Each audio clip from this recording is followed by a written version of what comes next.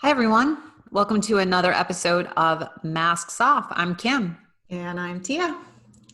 and we are so glad that you're here with us today, listening or viewing. And I'm going to begin today's episode with a quote by Kyle Cease from his book, The Illusion of Money. Amazing book, by the way. Fabulous book and great speaker too. Very much so. Highly recommend him. Yep. So he says in his book, the painful stories of our past aren't just there to make us feel sad or angry or repressed. They are there to take us deeper and uncover a bigger part of ourselves.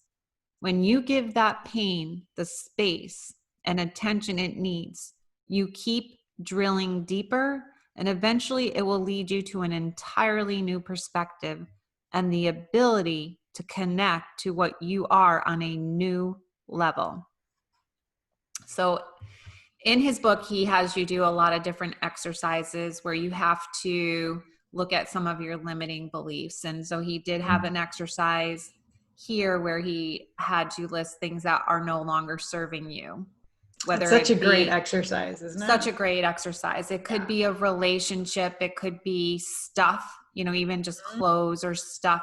Because when you start to get rid of all that excess stuff that is pulling you down, and in fact, in his book, he does do a lot of talk about low vibration and high vibration. So when you get rid of this excess stuff in your life, it just makes more space in your life. It creates more space. And we can talk about that. But I do want to just share when I did the exercise. So I had to write down some limiting beliefs that I have or had. So one of the ones that I put down was, and again, going back to the title of the book is called The Illusion of Money. And it really isn't about money per se. It's about it's about energy and creating space. But I was able to recognize that I have a belief system that I'm not capable of generating a good amount of money. So how long have you had that? Well, it's interesting because when I was little, when I was 11, I started babysitting. So I always worked from a young age. I babysat. I always had jobs. I was a lifeguard. I always worked all the way through high school. And even though I had jobs and I earned money and I generated money, I still felt like I was taken care of financially by my mom and by my aunt. My aunt didn't have any children and she was like a second mom. So she would give me an allowance. Sometimes I did stuff to earn it. Sometimes I didn't. She would always like overpay me, kind of thing. Oh, I'll give you $5 for every A you get. Like back then that was like a lot of money. Right. So I didn't necessarily, I did earn it, but it was a little over the top. So then I went to college and then I did become a school teacher and I was generating money. And I think I felt that way at that point that I could. And then at the age of 30 is when I had Ryan. Right. And then from 30 until now, for the last 21 years, I haven't worked outside the home. You've worked, but you haven't generated income. I have not generated an income. Yeah. And during that time, my husband really took off. He was able to really grow financially and he's able to generate the money and he's the provider. And so, and along the way, I tried little things like little businesses. But again, I had this belief system that, like we talked about in the last episode, that I'm not a risk taker. And he would often tell me, Kim, you're not a business person. You're not a business person. You're not a business person. Drilling it in even more. Yes. Right. You don't have it in you to be a business person. And he didn't mean anything mean by it, but he just saw me as not being a business person. So, and then he continued to grow. So I'm like, oh, okay. And I'm just a stay-at-home mom. Right. So that's a whole other thing we could deconstruct. Exactly. Yes, exactly. So that's where I think this belief system came from, is that I'm not capable of, and even still growing up, everyone in my family and life, they just had basic paying jobs. No one really made it big and generate. And not that that's important, but it was something energetically that I felt growing up, that to make, in fact, like I remember I had one uncle growing up where he did really well. And I can remember conversations like, oh, this uncle, he makes a lot of money, and like putting him on a pedestal for being able to, but the rest of us, right? Yeah, yes, exactly. Success. But the rest of us lowly people, average middle class people, that's unavailable to us. So, right. So you have that belief right there. Exactly. And that is often, is almost always what comes up with clients, is they feel what they want is unavailable to them.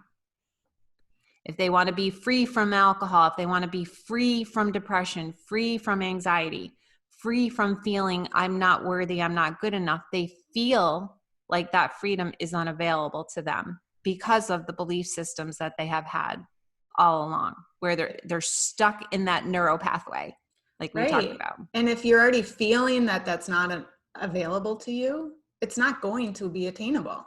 Exactly. Because you're not in alignment. And if you're not in alignment, no matter what you do, you're going to continue to do that self-sabotaging. The limiting beliefs are always going to win. Exactly. So how does one become in alignment? Let's talk about alignment. Alignment's so important. What does that mean? I didn't know what that. For me, it means that I know deep within my inner being what's true. It's knowing my truth, and that feeling is so important, because if we can't feel that it's possible that I am this, we're going to just continue to put more and more roadblocks in front of us. So that alignment for me, because otherwise imposter syndrome comes into play, all these other things. It's like, I have to believe in myself. And so when those limiting beliefs come in, it's like, no, thank you, but that's not true, because I feel it in my bones that I am this, whatever this is, or I am able. And that's the manifestation too, right? We can't manifest something if we can't envision it and believe it and feel it. Absolutely. So going back to that example of that belief system that I'm not capable of generating a salary or a good income. Right. I think one, to even just take care of myself. Right. So that's what I have to be able to. Yeah. That's what I have to be able to shift and say, well, who says that? Like you always say, who says that? Is that true? Do I know that for certainty? It might feel in this moment, because I'm just starting out, it might feel in this moment that it's real, but is it true? Is it really true that I'm not able or capable of earning or generating an income? Yep. Right. Because if you believe that you aren't, then guess what? You're going to exactly, because you're just not going to allow it. You'll get this glimpse that you can. And then if you believe, wait a minute, I really can't. Oh, I better pull back. So you're energetically creating the blockages. And exactly. When we release that energetic blockage, that's when the windows open. Like you were saying, what Kyle says, it's so true. If we have all this stuff in our way, these roadblocks, these boulders, these physical things, whether it's clutter in our home or in our brain, that is not going to energetically allow the space for what we desire to come to fruition, because there's too much in the way. There's too much cloudy energy, I guess. Yeah, that's so true. That's so true. And I was just thinking too, like what we were just saying about, if I think, or if I think I can't, then I won't. So that's the definition of self-fulfilling prophecy, right? Exactly. Right. Because we create it. It's the co-creation. It's the co-creation. Comes back to that, because we're So- co-creating it not to happen, even though we may think we're not. Yes. If we go within, we realize those limiting beliefs are in the way. And my teacher, Marissa Peer, and many teachers that are in this camp of change your thoughts, change your life. Mm-hmm. So often they'll say it begins with our thoughts. Correct. Right? Our thoughts will create our feelings will create behaviors and belief systems, which then create your destiny, create your life. Right. And, I point this out to my daughter all the time, because she'll say things, even from the standpoint of a thought like this. If you say to yourself, if you're hungry, oh my God, I'm starving. I'm starving, right? I could eat a horse right now. Right. Well, clearly you're not going to eat a horse. Clearly. Wouldn't fit in you. It wouldn't fit in you. You're not going to eat a horse. And you're clearly not on the verge of starvation. Yes. Right? But here's the thing. We talked again about that primitive brain. The brain just only responds to what you tell it. Exactly. So if you tell your brain that you're starving, guess what? You're going to eat a whole lot more. Mm-hmm. You're going to overeat, because your brain thinks that you are truly starving because you just said it. Right. And now you're going to just stuff the food in your mouth because you don't know. Your brain thinks it's not going to get food again for a very long time. Exactly. Back to the tribal days. That's how powerful, and you pointed that out in the last episode, that our brain, that primitive brain, truly hasn't evolved. It doesn't know the difference. Not at all. Because that was real and that was true. It was real and it was true, but it's not. You can't eat a horse, and you're really not starving. Maybe you didn't eat in 4 or 5 hours. Right. You're hungry. Or 6 hours. You're hungry, but you won't die from starvation. So that's just a very simple example. Mm-hmm. But we have to be very careful of the thoughts and the words that we use, because the mind does respond to it.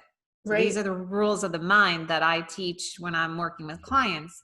So if I'm constantly telling myself, I'm no good, I'm unworthy, I'm not lovable, I'm not enough.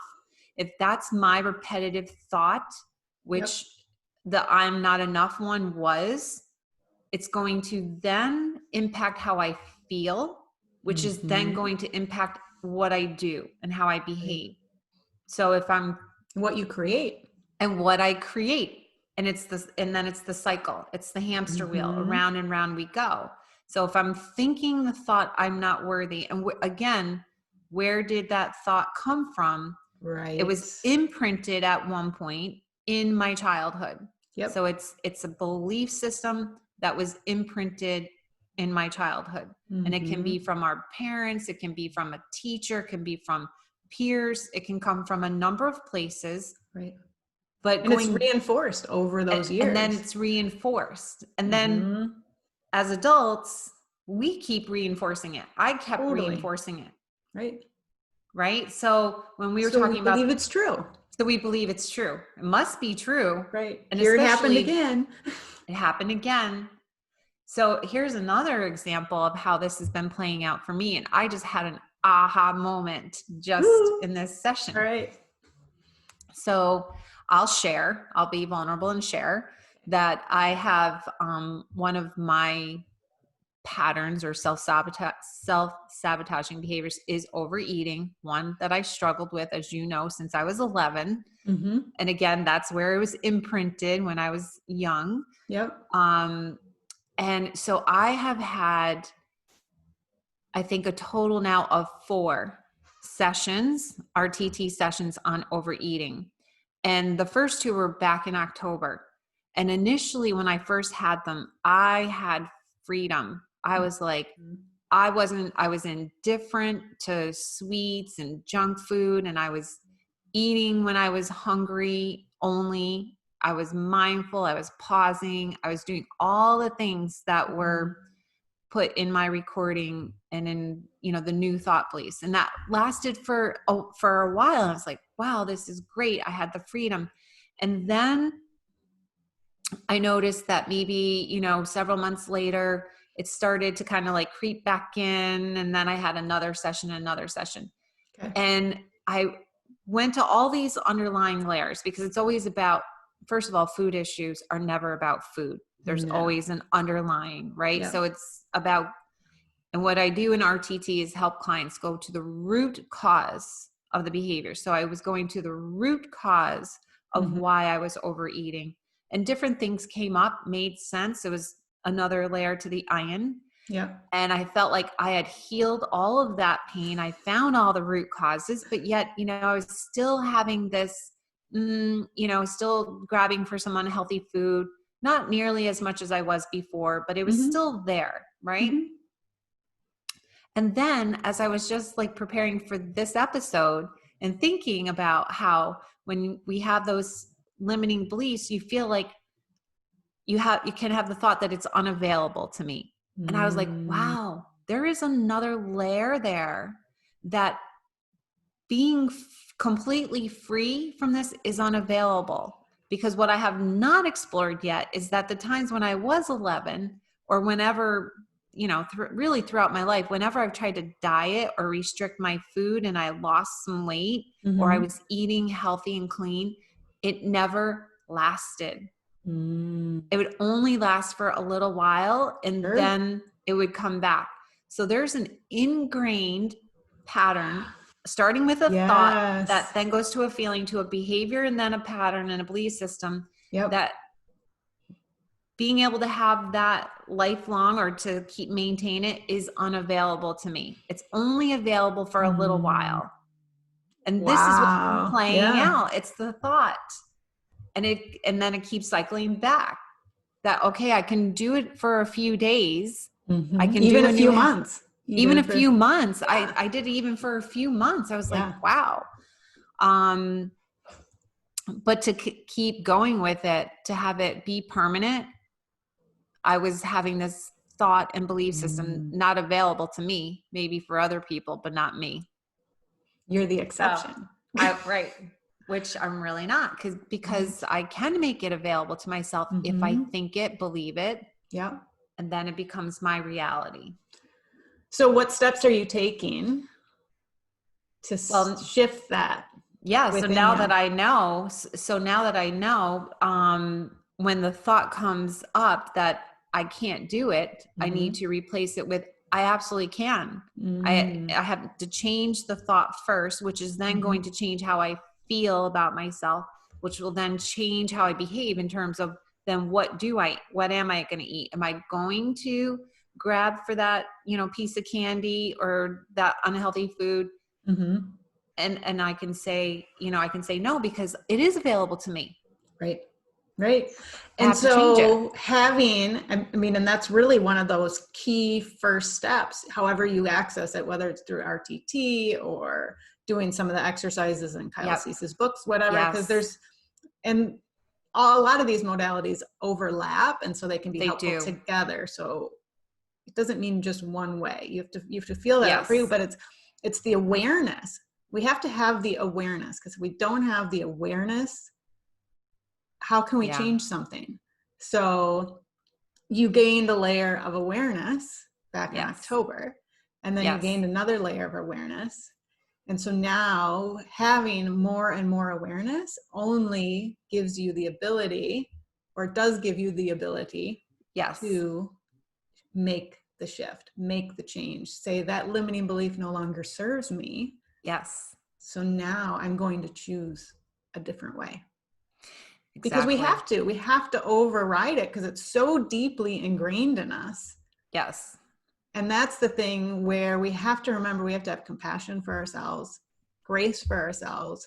That just because it's going great for 2 months and we fall back into this old pattern, it may be a different layer of that pattern. It may not be the same, but that's okay. It's like, it comes back to the growth and the comfort zone, right? So it's like, okay, so now I'm coming back here. Now I need to push myself back outside the comfort zone, change this belief. What steps need to be taken for me as an individual? What works for me? make those choices. Oh, I messed up again. That's okay. I get a redo. Yep. And I'm just going to continue to change that wiring in my brain, change those beliefs, find that inner alignment for what is true for me, and move forward. And then backwards and sideways and upside down. But then as long as you continue that forward momentum, that discomfort feeling, like, yes, because that discomfort brought you comfort or contentment, or I mean, whatever word you'd want to put in there. Because it wasn't easy, right? No. But you do it anyway. Do it anyway. And I like what you said, that even if, you have a step forward and then you take a step back, like I remember hearing a teacher once say that growth or recovery is one step forward, two steps back, one step forward. But nonetheless, you're still going forward, even though you're taking a step back. So as long as you keep moving forward, right, you're still growing. And you keep it in your awareness. You keep it in that knowledge. Does that mean we can have a month or two of yuck and just wallowing? You know what? Sometimes that's part of it. I mean, and that's that no man's land, right? I don't know what to do. I don't, and I'm sure you see this with your clients. I've seen it with myself. I've seen it with my clients. You have this major growth or awareness, and then you're stuck. So I call it, you're in the muck. You're in the no man's land. And that is a place that is necessary for growth, because then you can, as you're in that muck, you can find out what's true for me. Yeah. Doesn't mean I know how to move forward. Right. It doesn't mean you know how to move forward and move out of it yet, because you have to find and go within. And it's icky and sticky and not comfortable. It's not. But if you don't stay in that muck, stay in that ickiness, stay in that not knowing, then it's going to be an inauthentic moving forward. Yes. So that can last for an hour for some people. It can last for weeks. And it may depend. Or a lifetime. And it may depend how deeply seated that limiting belief is within you. If it's a really thin onion skin layer, it may be fairly quick. But if it's one of those really thick layers, it may take a while. And so we have to have grace for ourselves. Yes, definitely. And know that, we may think we're in alignment, and then we realize we're not.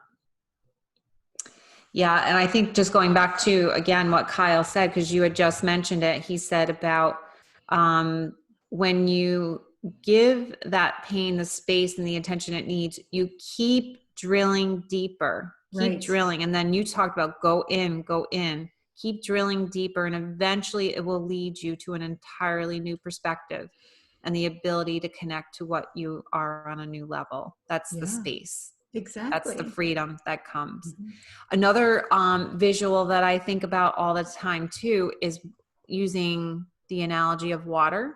So like a pond that's very stagnant, like a marsh, right? Where everything is just stagnant and you've got the layers of sedimentation building upon, versus water that is flowing like in a stream that's clear, right? So when you do the work and you can clear it now, and again, you just pointed out, you may need to be in that muck for a while, and that's okay. The hope is that we don't stay in that muck for our entire lives. Exactly. And that's where having a community or another person, that, because it is easy. If you're feeling so alone, you can just stay there, because it's that, it may feel icky, but it's comfortable because it's too scary to take your feet out of that muck. And so that's why it's important to have someone else, because we grow in relationship. We grow individually and we grow in a relationship, whether that's a friendship or what, someone that you work with, a coach, someone like you, whatever that is. Yeah. And it can be different every time. It can be. It doesn't always have to be the same. Yep. So again, having awareness is key. Like you talked about, you have to be aware that you are a marsh, or that you are, this pond that is just stuck with layers, and you're stuck and stuck. and that you want to be the free flowing river or stream. And again, not that that's perfect either, because in a river or a stream, there are rocks, there's big trees. But when you're becoming more the river, you know, Tara Brach says it's so great. You can learn how to move around, flow around a rock, flow around it to keep flowing. It's not this boulder that's stopping you from forward movement. It's like, oh, it's an opportunity. Yes. Here's an opportunity. There's a rock in front of me. Am I going to push against it and try to move it? Or am I going to take the lesson and flow around? I know. Look at all the freaking wisdom we get when we get older. It's like, you know, we talk about this so many times. I just so want to like open up my kids' brains, like drill a hole in the top of their heads and just pour it all in. Because, you know, whatever. They don't see it. They don't have the awareness at this point. No. And I can see the layers of sedimentation piling up. And add those layers of what we're living in right now. I mean, those are going to be interesting to see how that generation, I mean, we're all going to have to work through these layers that are showing up right now. But when you're still in a developing brain state, so whether you're 6 years old or you're 20 years old, your brain's still developing. And obviously we know that our brain is always developing, right? Yes. It doesn't stop developing. And we're talking like the general growth of your gray matter and whatever. 26, 27 exactly. Years old.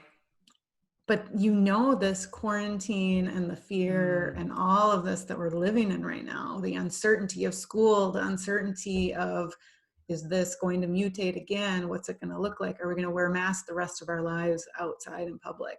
Like, you know, they do in China. I mean, who knows? We don't know what this is going to be, but this is the real fear, muck, right? What are these other mucky layers that they're going to have to journey and traverse? And as much as we want to pour that wisdom into them, and we can still talk, I mean, I'm sure you're like me, I talk about it and they're like, I get eye rolls or whatever, mom. And then other times they talk about it themselves, but I think it just like we had to go through our own journey, our own muck, so do they, because we don't learn it from others. We learn it ourselves. By doing it. Yeah. Hearing from others, but we have to experience it ourselves. Yes. To create the change. And the student has to be ready for the teacher to appear, right? And then what you're talking about, I think in terms of experiencing it ourselves, is that the hero's journey? Yeah. Right? Is that the hero's? Yeah. And it's a solo journey. It is because we all have our own experiences that no one else has. We may get the same messages or similar messages from culture, similar messages from our parents, whatever, teachers, but our experience is unique. It is. Yeah. It really is.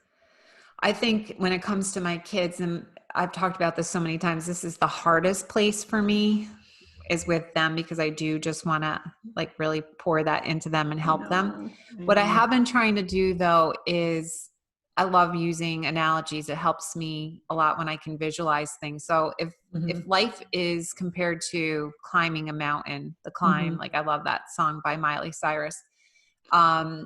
If life is like climbing a mountain, and so if I'm climbing, and let's say I'm climbing ahead of them, I know that I can't carry them on my back walking up a mountain, because that is going to just exhaust me and weigh me down. And I'm not going to be able to climb with the best energy that I could climb if they're on my back, right? It's going to exert a whole lot more. Right. Yet I don't want to tie them to me, and also that they pull me back down, right? Where like if they start to fall, I fall with them. That's not helping either one of us. No. But what I like to think about is that if I'm climbing, that I can reach my hand out and just say, you know, hold on to my hand, we'll walk together.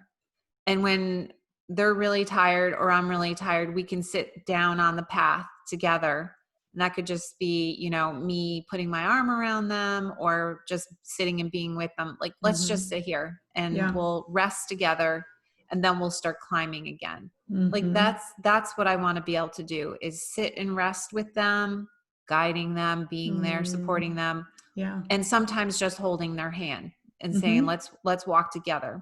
I'll reach my hand out. I've got a lot of energy right now. You know, I'll help you. You can't get on my back, but you can hold my hand. No, because they have to walk alone. They have to be able to climb that mountain themselves. Right. If you carry them, they learn nothing. Nothing. At all. And then talk about stuck. Yeah. I just think it's when it's hard, like if they're climbing the mountain and they're really starting to fall, they're losing their grip on or their footing. Yeah. And they're about to fall all the way down. Maybe they're not going to fall all the way down. Maybe that's the limiting. There's the thought, right? So see, that's how you see, it's just so in that moment. It's so fast. That's where, this is what this whole episode is about. Yeah. That's where changing your thoughts changes. But you caught it. Good. Right. You caught me too. Good catch. That was good. So I don't know that. Do I know that for sure? No. Do I know that if they lose their footing, if they're in a struggle or they're in pain, do I know for certainty that they're going to go all the way down the mountain and fall into the ravine? Is that what it's called? When I think so. Yeah. Something like that. Yeah. Do I know that for sure? No. Maybe they're just lost their footing and they lost their balance a little bit and they just went back a couple of feet, but they're going to be able to get right back up and start climbing again. Exactly. And that experience of falling back 2, 3, 4, 5 steps is likely exactly what they need. Because we have to go into just like we had to do that and experience, so do they. And if we hinder that, which is so easy to do as a mom. Yes. Because it's so hard and so difficult to see them struggle and pain. Yeah. It's like, oh, get on my back. I can carry you. But what happens if we do that? Then their next fall could be 10, 20 steps. I know. Because they didn't learn the lesson with the 5 steps backwards. And we have to remember that. I mean, so I'll show you I pulled a card the other day and it's the burden for those of you. And it's exactly what we're talking about. Look at, he's carrying. Oh, he's on his back. Up a mountain. Oh my goodness. Oh my goodness. Wow. And so it's all about, so clearly, I think I was carrying another's burden right now. Yep. And that card was my reminder. And here's this conversation we just had. So it's that remembering. And so I've been very mindfully in the last couple of days going, is this mine to carry?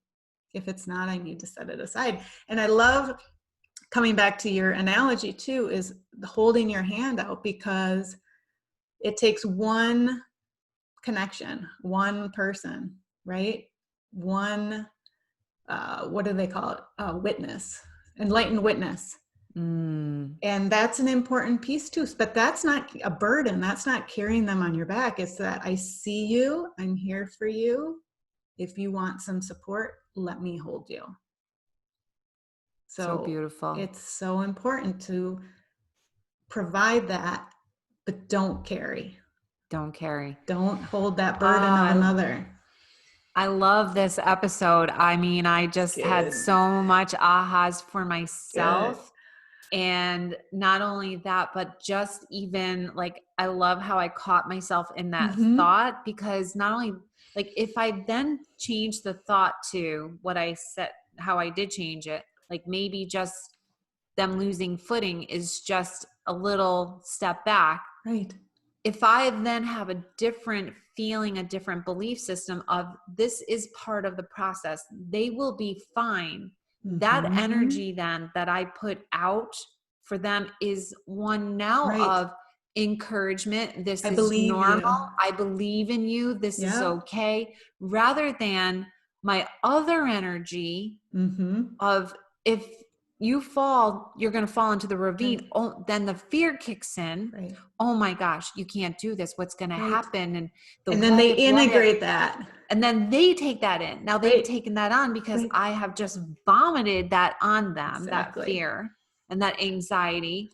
And now what have I done? I've possibly created anxiety in them, which I know I have done. And you pass along the belief that you started with this very conversation about Yes. is I can't provide for myself. Yes. Yes. So you would have passed, but you're catching it and changing generations moving forward. Yes. That's what's so amazing. So exciting. So exciting. Real life, happening in the moment. Yes. So excited we get to share this with listeners and viewers, and just to show that it's a process. Exactly. That's what this is. It is a process. Awareness, acceptance, and then change, and it's a process. Mm-hmm. And we stumble and fall, and then we have a choice. Clearly. Get back up, start climbing that mountain, people. That's right. Without carrying anyone else. Without carrying anyone else. Yes. So awesome. This has been such a great episode. Thank you everyone for listening and viewing. If you're watching us on YouTube, we so appreciate the support. Me too. And keep climbing the mountain. Keep climbing. Yes. Awesome. Have a great day, everybody. Bye.